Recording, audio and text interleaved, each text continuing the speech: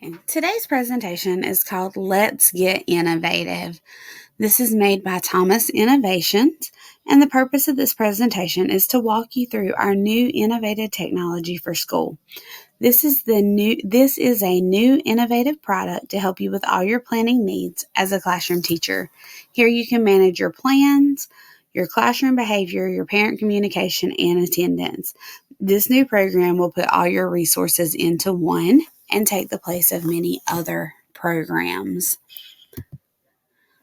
There are 5 different types of adopters. I will describe these adopters here. You have the innovators, the early adopters, the early majority, the late majority, and the laggards. Now, with the innovators, only a small portion of people are innovators. This is 2.5% of your people. These people are willing to experience new ideas. They're usually daring and risky people. Unfortunately, these people are not usually respected by their peers, but they have a lot of technical knowledge that other people don't possess, and they are considered to be influencers. The early adopters, that's about 13.5% of people. They're usually leaders in an educational system. When these people adopt the new technologies, it helps to reduce others' uncertainties about the technology. These people give the green light or their stamp of approval. Many in the system look up to these people and respect them, so this is important. The next type of adopter is the early majority. In the early majority, this is about 1/3 of your people, or 34%. They put more thought into adopting the technology before they actually adopt it, and they really process the information looking through the advantages and disadvantages that are in the program. They are never the first to adopt, and certainly not the last to adopt. The late majority is another 1/3 of the people, or 34%. These people usually only adopt out of economic necessity, and they have been talked into it by their peers from the early majority. The early majority makes the late majority feel that the risks are low and that this product is now safe to adopt. And then finally, you have your laggards. The laggards are 16% of the people.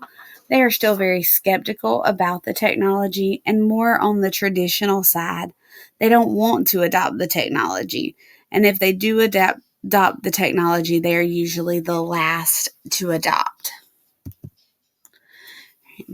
Now I want to talk about how I would utilize each group to integrate this technology into the school system.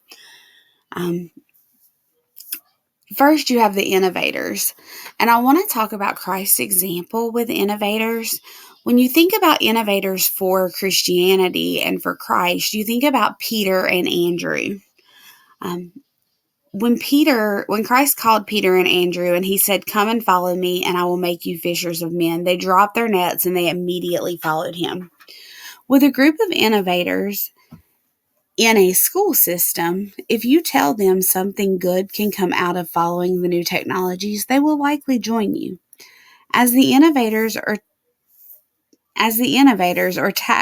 tech savvy teachers join you in your efforts, you can have them talk to their colleagues to help you recruit people to join you. The innovators are also known as influencers, and they influence the people around them.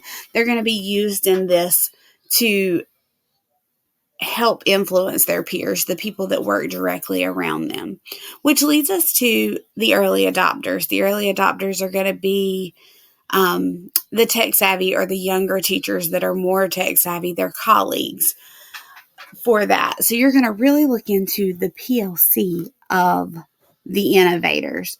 When we talk about the Bible reference for this, after Jesus called Peter and Andrew, they began to bring others into the flock. The next disciples were considered your early adopters for Christianity. Philip was from the same city as Andrew and Peter, and so he would be one of your early adopters in this Christ model. The people like Philip followed Jesus based on faith. They helped give their stamp of approval When working in a school system, you're going to look, like I said, at the professional learning communities of your innovators. These people work closely with your innovators, and they're going to see firsthand the improvements and the assistance that the technology has provided for their colleagues. This group's going to help you get the information out to the rest of the group and show them that this is a positive change for their district. That leads us to the early majority. As we have learned that the early majority is about 1/3 of people that are in the system.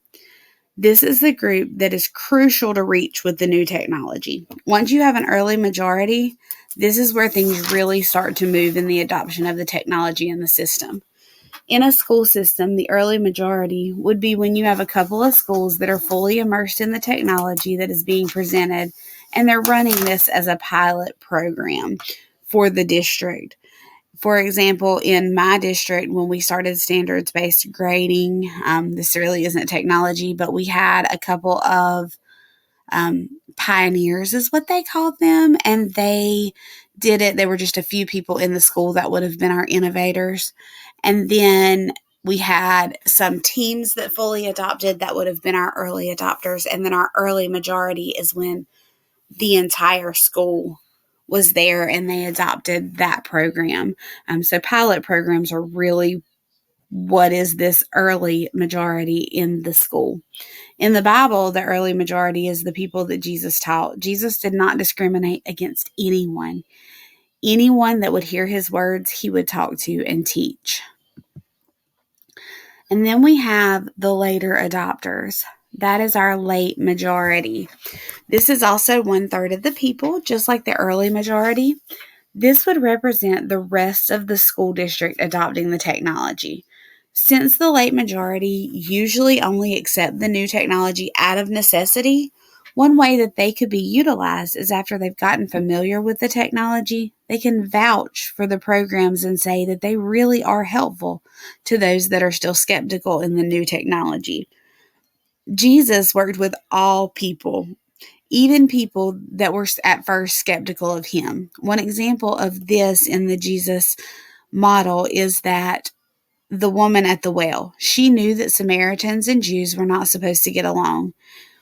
Jesus still ministered to her regardless of their differences. And then we have the laggards. Those laggards are the people who, even after the vast majority of people have adopted the technology, they're still skeptical. These are the traditionalists. In a school system, this is most of the time the veteran teachers who are not very good at using technology, and they're convinced that the old way of doing things is the best. The best way to utilize these people is to prove to them that they can learn the tech and that it will help make their jobs easier, not harder.